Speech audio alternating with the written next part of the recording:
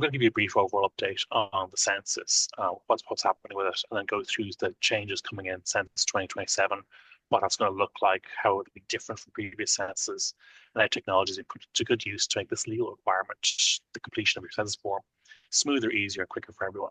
And when I'm done, Bernie is going to give you kind of a bit more of a breakdown on what census results look like and show you how to get the information you require from our website as well. So let's get going. Oh, here we go. Okay, so first of all, just an update on what's happening in the census. We've the National Archives, our colleagues there, have relaunched the 1901 and 1911 census data on their website. So it's going to be much easier for you to search through those records and find out what your grandparents were up to. They're also digitizing the 1926 census, which is due to be released to the public next year, 100 years exact to the day that it was taken on sadly the 18th of April next year. And so people will be interested in getting to see that. You can see there's a bit of a gap between 1911 and 1926 when there was no census taken. There was massive historical events happening around the time. It meant it was a bit hard to run a census. So, but from 26 onwards, we have a fairly straight run. And so the most recent census we've held in Ireland was in 2022. That was 1 year later than planned due to the COVID pandemic. And as Bernie will show you in her presentation, we have published more than 10 statistical releases and a significant number of tables on our website based on the information we harvested in Census 2022. So the next up, the census should have been in 2026. However, we received government approval to bring a census online. This is going to be a first in Irish history, and to give us time to prepare, the government decided to hold the census 2027. So following that, we will be bringing ourselves back in line with the old schedule for Census 2031.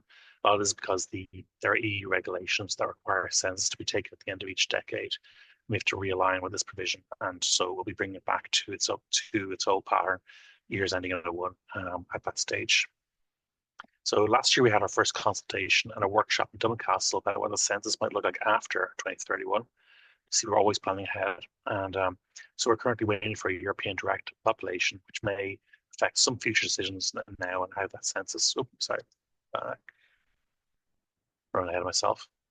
So we're currently waiting for a European direct population, which may affect some future decisions on how the census will look in 20 years, 10 years from now.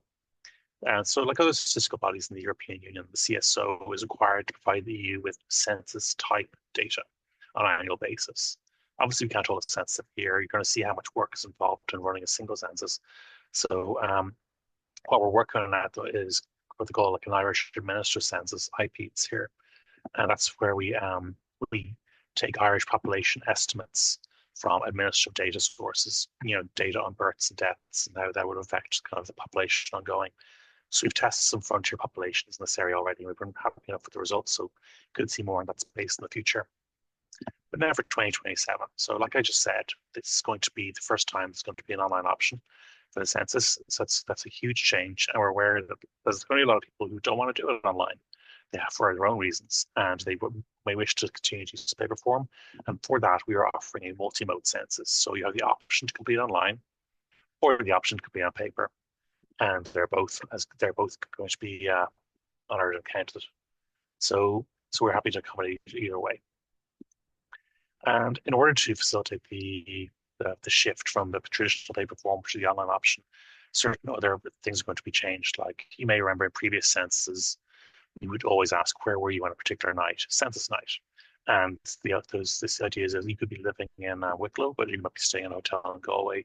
You would have filled it in the hotel. But what we're doing now is we are moving to record usual residence. And this is a part of this is because we're changing the kind of residence that we're counting. We're saying where you live, where you tend to be, rather than where you are on a particular night. And also because with the online form, people will also be able to fill in the census in the weeks coming up to the actual census night. This gives you more options to complete it, and it makes more sense to record usual residence in that situation. So yeah, so we were introducing a census period that leads up to the census night. So that's a fairly big change. And then also the nature of the role of it's also changing. We used to have an enumerator who called every household. What we're having now is a field support officer. and they will be there to help people complete their online census. They'll be there to help people request particular forms of they want and providing support in that area. So the job is changing along with the nature of the census itself.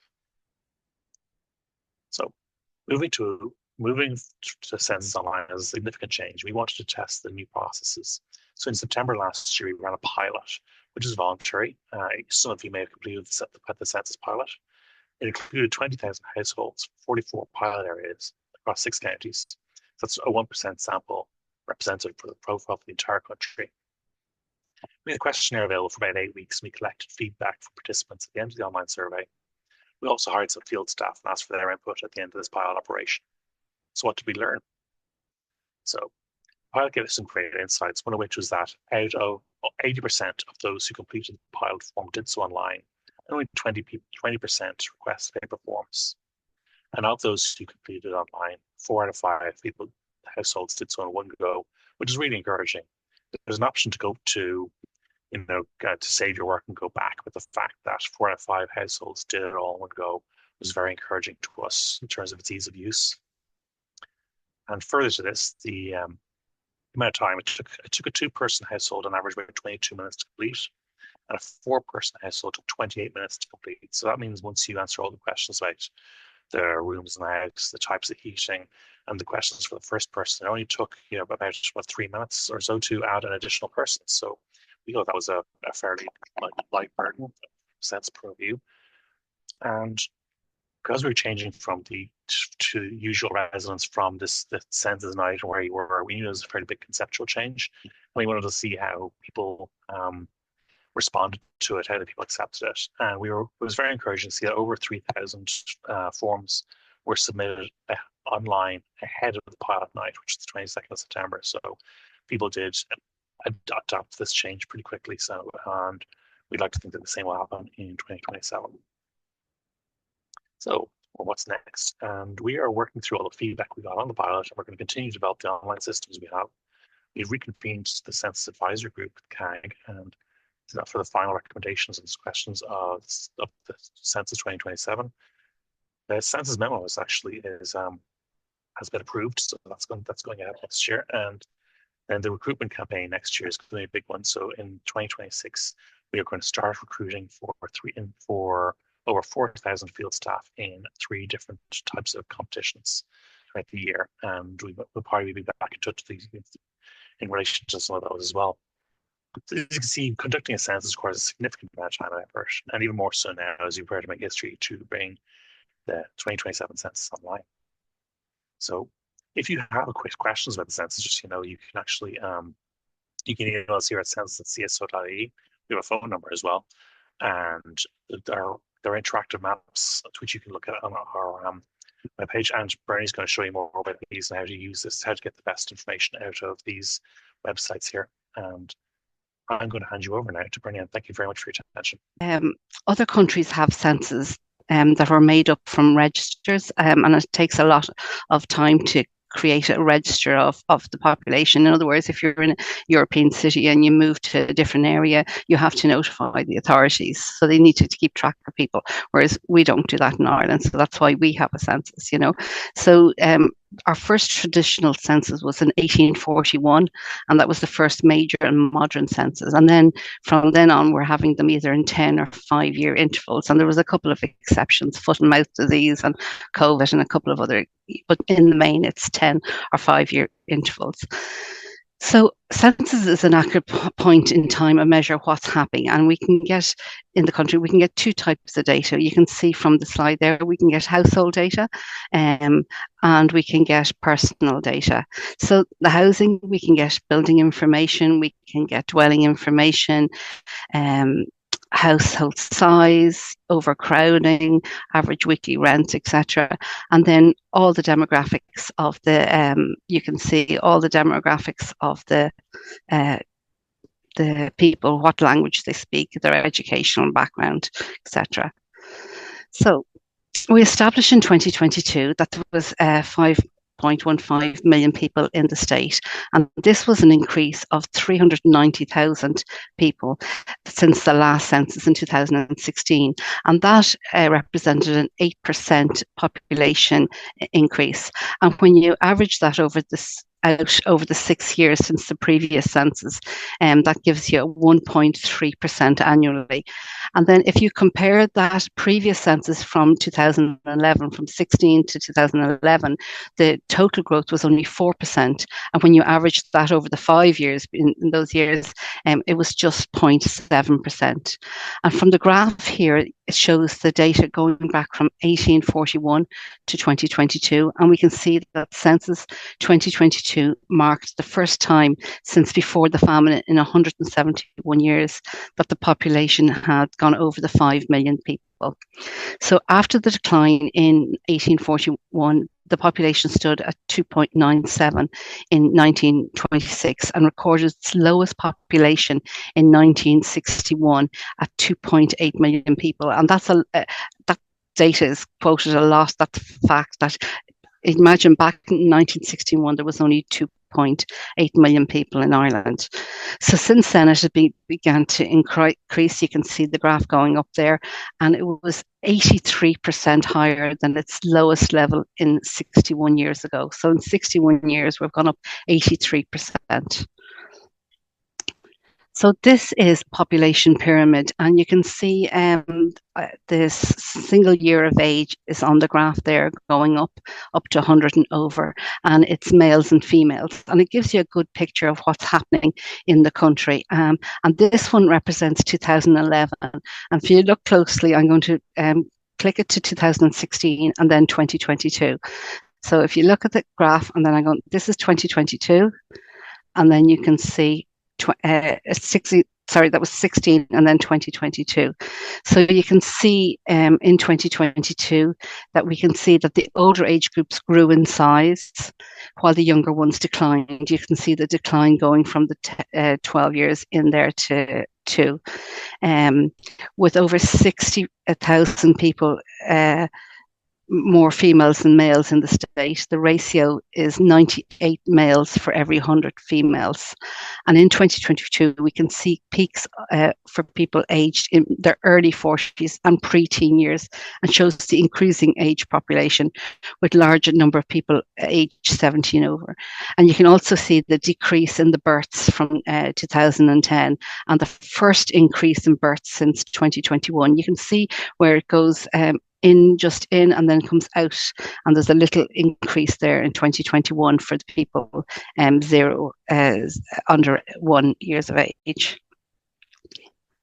So our next slide, this shows the same thing. It's Ireland, and it's by 5 years age group, and it's a population pyramid as well. And I just threw in a few of the counties that you represent, and you can see that some of the counties are very similar. This is Kilkenny, and it's very similar to the state's population. This one is Wicklow, and you can see Wicklow resembles Wexford. There's a little bit more of people in the, in comparison. Of course, don't forget the numbers change at the bottom, you'd say, but you can see that it's a lot of the population. This one is Carlow, and then this one is Waterford. So you can see that there is a range between the counties but the overall picture looks quite similar. So all counties recorded an increase in average age between 16 and 2022. And increases in population since 2016 range from 5% in Donegal and in Tipperary and Kilkenny to 14% in Longford. So population growth tends to be stronger in the east of the country, with Meath growing by 13%, followed by Fingal 12% and Kildare at 11%. And this table shows some of the counties of the southeast, not all the counties. I believe Tipperary and Cork and Cork City and Cork County are with you as well. But later on, I'll show you how to get this data. And it shows the different population in 2011, 2016 and 2022. And you can see the population change between. And you can see the highest there is Waterford City and Waterford County had gone up 10% since 16 in 2022. And you can see here 14 Wicklow was high between 11 and 2022 overall.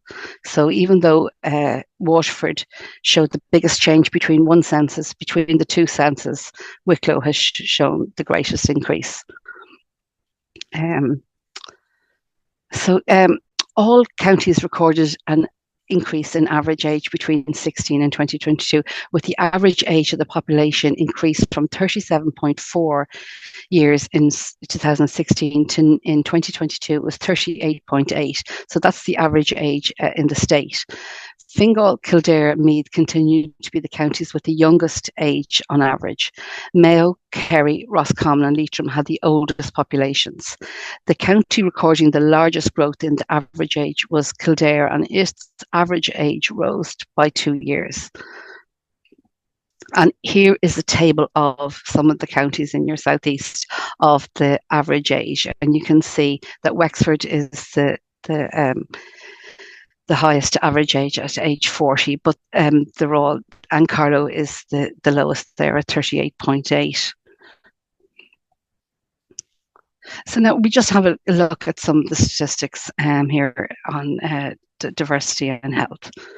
So we're going to look at religion first. So the question on religion has been asked on the census for many years and allows us to examine the various religions that people living in Ireland can identify with. So there was a fall in the population of usual resident people who identified as Roman Catholic by over 180,000 people to 3.5 million people, which is 69% of the country said that they were Roman Catholic. The no religion category increased by over 451,000 people to 736,000 people said they had no religion. And the Church of Ireland category showed little change, but remained the second largest religion category within Ireland representing 2%. The fastest growing religions were Hindu and Christian Orthodox. And then looking religion by county, Mayo recorded the highest percentage of Roman Catholics at 80%, while Dublin City recorded the lowest at 53%.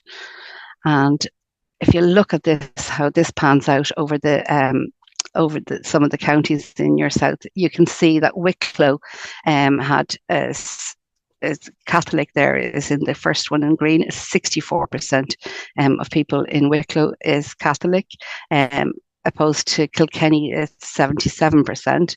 And then you can see the breakdown of people, Church of Ireland, a lot of Church of Ireland, including Protestant in Wicklow. And then also a lot of no religion there, 20% of no religion. And then I've grouped all the other religions together there, and you can see that there is a diversity in different religions as well. So then looking at the broad citizenship categories of citizens, 84% of the people who lived in Ireland recorded that their citizenship was either Irish or dual Irish. In Donegal, this figure was 90%. Non-Irish citizens accounted for 12% of the usual resident population. And of these groups, the largest was Polish, the UK citizens, followed by Indian, Romanian and Lithuanian. The questions on nationality changed in the census 2022, and we used to ask what was your nationality. In 2022, we asked what is your citizenship. So this change may have impacted comparisons with the previous census data. In 2016, 87% of the usual resident population were Irish and 11% were non-Irish. So for the first time, we asked a question about smoking, and it was included in 2022. And almost 80% of population reported that they either never smoked or gave up smoking. And then 13% of the population smoked either daily or occasionally in 2022. And there was a higher prevalence of both daily and occasional smoking among people in their 20s and 30s. And the age group with the highest proportion of people smoking were the 25 to 29-year-olds. Smoking was more prevalent amongst males, 15%, than females at 11% in all the age group categories. So another thing we asked was volunteering, and volunteering was asked previously in 2006, and this would be very applicable to yourselves. So in 2022, over 700,000 people said that they were a volunteer, or over 14% of the population engaged in helping or voluntary work, and this was in one or more activity. So 51% of males volunteered and 49% of females. Sporting was the most popular voluntary activity, represented in the green bar in this chart.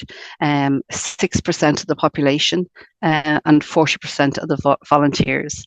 Among these sporting volunteers, there was twice as many men compared to women. So that's where the men come in there. They're in the sports. Volunteers in the community, represented in the yellow, and social and charity organisations, represented in the light blue, were also high at almost 227,000 people, 32% of the volunteers, and almost 20,000 people, which is 28% of the people volunteer, were in at least one activity. There were more. So there were in volunteers in the community and in social and charity organisations, there were more female volunteers compared to men in those categories. So we look at some of the employment statistics. So the principal economic status is one of the questions on the census form, and it measures whether people are at work, unemployed, or not in the labour force. So this figure illustrates how the share of the population at work has been increasing. If you look at since 2000, it's in the first green bar since 2011. With a corresponding decrease in unemployment, it's the orange, and you can see it, decreasing here. Combining the people at work and on the unemployment gives us the share of the population in the labour force. That's how we determine the labour force. And this increased steadily over 30 years between 1986 and 2006. And since 2006, the proportion of population in the labour force has fallen slightly. And what's been driving these changes? Just 1 in 10 people aged 15 and over are students. And if you see that there, it's represented in the green. That's quite static, constant over the recent census. However, you can see a big change in the share of population looking after the home and family. And here in the navy there, it was at 26% in 1986. So 26% of people in 1986 looked after the home, and it's down all the way down to 7% in 2022.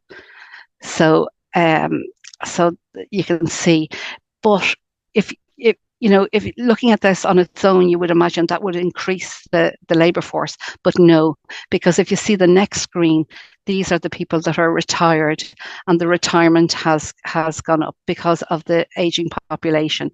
So more recently, it's been offset by the increases the share of the retired people. So for the first time in the Irish census, we asked whether people were at work full-time or part-time, and over 75% of workers reported that they worked full-time. And here we go. So a new question was asked on the census form, whether people ever worked from home. So nearly nearly 750,000 people, a third of our workers indicated that they work from home at least some part of their week. And 4 out of 5 businesses, media and public service professionals were availing of home working. And that would include legal professionals, accountants, for example. And the proportion of workers in the science, research, engineering, technology professionals group who ever worked from home was also high at 78%, which would include IT specialists. Workers then in the elementary administration and service occupations were least likely to ever work from home at just 3%, and this would group includes couriers, cleaners, for example. So now I'll just dip into housing stock, just a small bit. So the total stock of habitable permanent housing in Census 2020 was over 2.1 million, and that was an increase of 5%.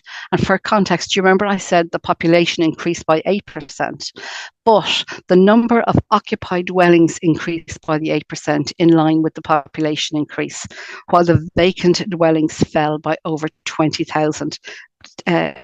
By 11%.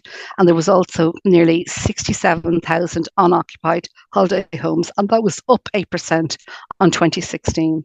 The growth of the housing stock varied by county, but did increase in all counties between 16 and 2022. The fastest growth was Meath and Kildare, both up 11%, and housing stock growth was slowest in Tipperary, Donegal, and Leitrim, up 2%. And we can also ask whether the people were asked whether they were owning their home or were they renting it. And overall, the total number of owner-occupied home increased, but the portion of occupied dwellings in total housing stock continued to fall, down from 70% to 66% in the 11 years between 11 and 2022. The total number of households living in rental accommodation increased by 44,000 people to over 500,000. And home ownership rent by county can be seen in, I have it on the slide, we have it in a particular table, and I'll show you that. So we also asked for the first time about solar renewable energy, and the use of solar panels was reported in 6% of all households, ranging from 3% in Dublin City to 11% in Meath. Out of the 93,000 dwellings built between 16 and 2022, over 30% used solar panels. User rates in these newly built dwellings varied across the country. Meath had 46% of their new dwellings had solar energy. South Dublin was 45%. Fingal was 44%, were the counties where the solar panel usage was the highest. In the Roscommon, Leitrim and Kerry, new builds were much less likely to have solar energy. So this slide I've included because it just gives you a wealth of all the data that the census covers, and you can see that I haven't tipped on a lot of the subjects here, but if I did, we'd be sitting here until the rest of the day if I went into everything here. So I have a few slides here that just goes through how to get the data, but I'm going to come out of here and I'll bring you into our website, and I'll show you how to access the data. So I'm still sharing there. So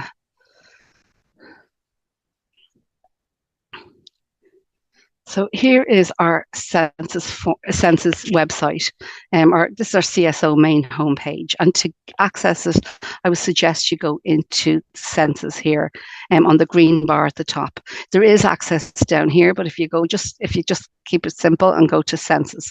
So here you see that we have our Census 2022 results along the side here on the right. And if you click on the first link, it shows you Derek mentioned the 10 publications, and this is usually our first port and the best place for seeing if you're interested in a particular subject where the data is. So there's sort of three elements of getting the data. You can access it from reports, you can access it from tables, and you also can access it from maps. So this will be one of the first ones. So if we go into, say, diversity, and and the publication is here, and a lot of the county statements are here, which is, if you're interested in the county figures, you'll get them down here in the press statements. Some of the overall topics.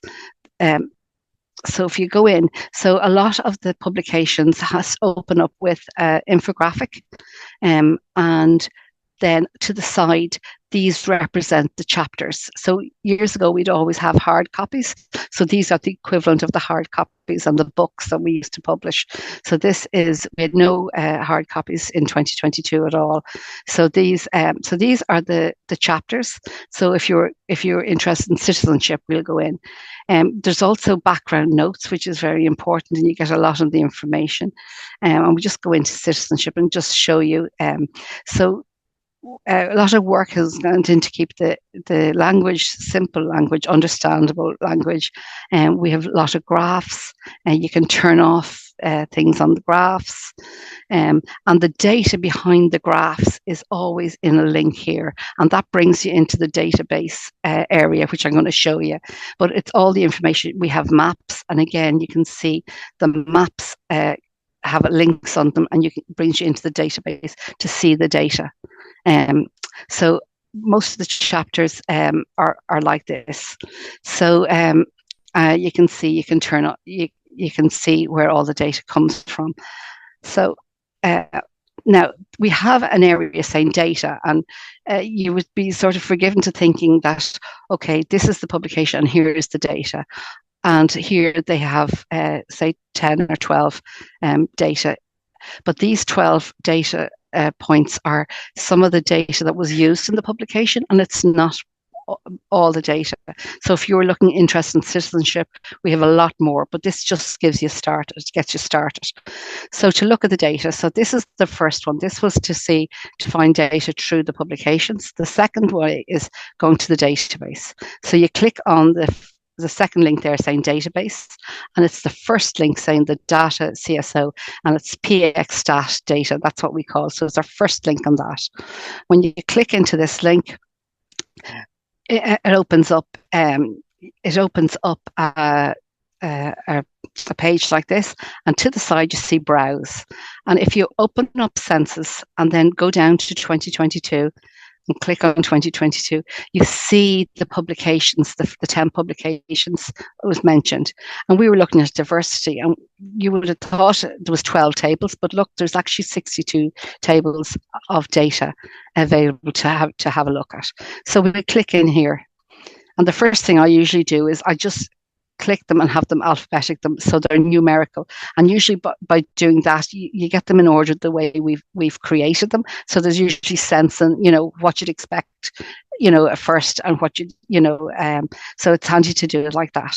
So say if you are looking up citizenship, there is a way you can go into citizenship, and if you click on that, it shows you all the data that we have on the CSO website that has citizenship in it.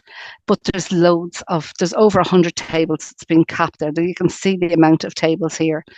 But if you click on Census, it'll just bring up the ones that pertain to Census 2022, because you'd have a lot more other details in there. So we'll have a look at the first one. So here you open up the data, and the idea of these boxes is you pick either everything in the box or you pick one particular item. So I'll just give you a demonstration. We look at population, we look at 2022. We'll put in Tipperary, because I haven't included some statistics on Tipperary. So we click on Tipperary, and we tick on all ages, and we just look at people from Italy in Tipperary. Or if we wanted all the citizenship, we click on here, and we just view it. So it brings up the data, and the beauty about this is you can actually you can sort it here, and you can see that there's only 4 people there from Italy in the 0 to 14 years. You can And you can also, if this was huge, you can download it to CSV or PX or the other, that's Excel there. But also where you see you can see the data here. You also have a tab for a chart and a map, and some of the charts that I created for the presentation was done like this. So I'll just give you an example here. So to look at the chart, so the first thing we're going to do is we're going to do a column chart, and we're going to pick all the citizenships. We won't pick all citizenship because that will make our graph too big, and Ireland will make it too big because it's most people would be from Ireland, and we just pick all of these countries, say. And then you go into series, and you pick one series. We'll pick Ireland, and we pick a percentage. We pick 2022, we put in state, and we put all ages, and then we'll put in another series. We'll add, and we can put in, I'll put in Cork this time, Cork city, I'll put in, and put in Cork city. You can see Cork city and county are together in this table because there was a change to Cork city and Cork boundaries. So for tables that have over 3 census, we've put them together so the data is comparable. So you put in Cork City and Cork County, and we put in percentage, and we put in all ages. And then if you go down to here, view, it's saying, okay, we haven't put in the census year, so I should have clicked in the census year and then view again. So this gives us very, very quickly an idea of the citizenship in Cork City, and you can see the difference between the state in the green, it's Cork City and Cork County. The green, you can see here that there's a lot more people in the state. There's 1.8% of people from Poland, but in Cork and Cork City there's 2.3.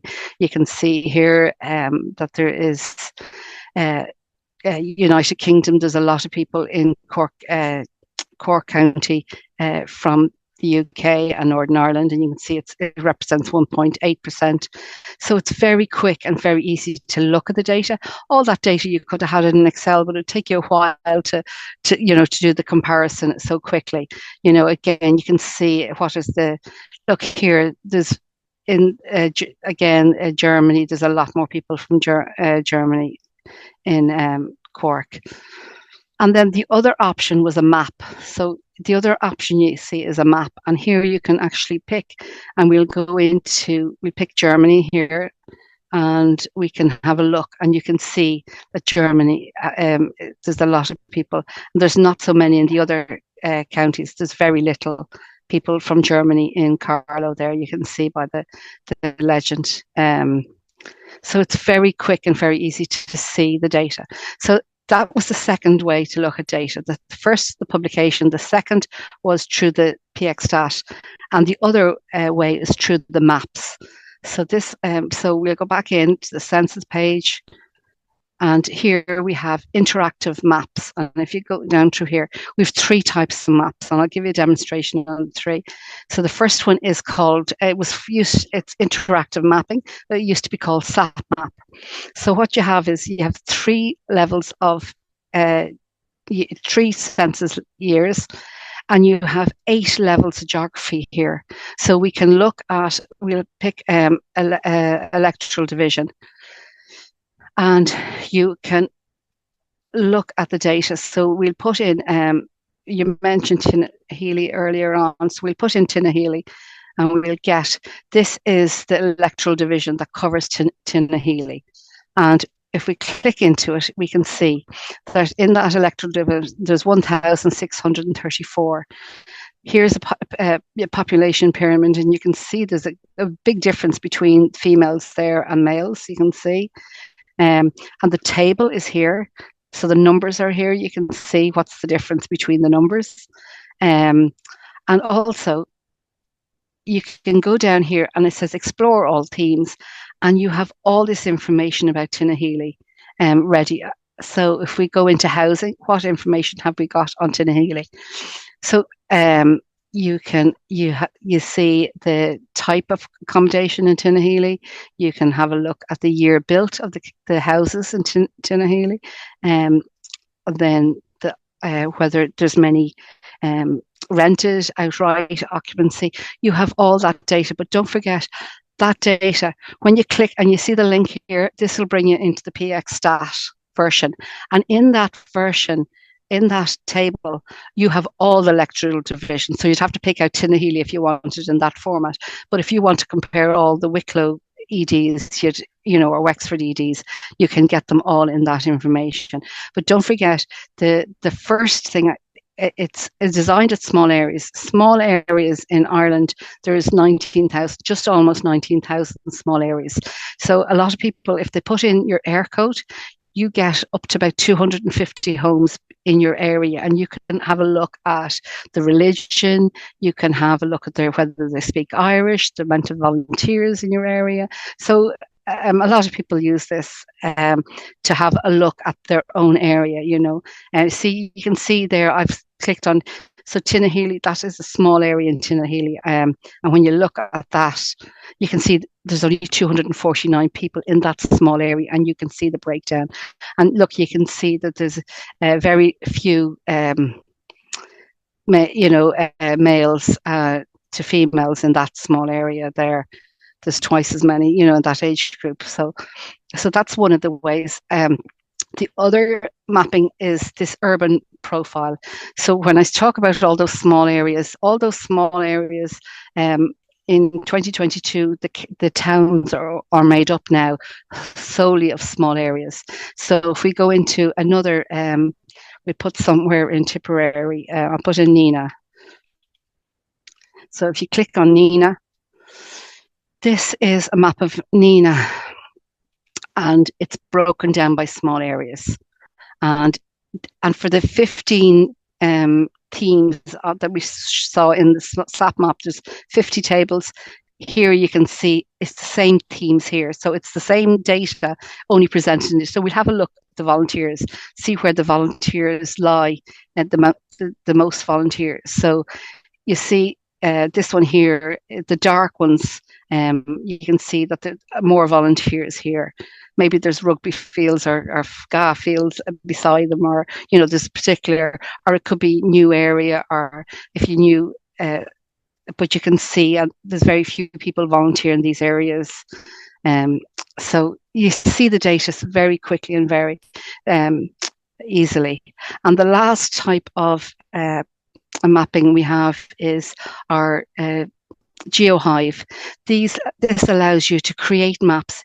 We have data for just 2022 and 16, and it's the same data that you've seen in SAP and on this data, but you can create maps. And I have one I just created the last time, and it is that would be a map on it was the occupancy status of people on a small area level on census night. So these represent the number of homes that were unoccupied or vacant, and you can see you can create maps to that detail. And how to do that, if you scroll down to the very end and you go into the page, we have three very small videos to show you how to create a map like that. And that concludes, you'll be delighted to know that concludes, and I'm open for questions now. And as I say, thanks very much for listening.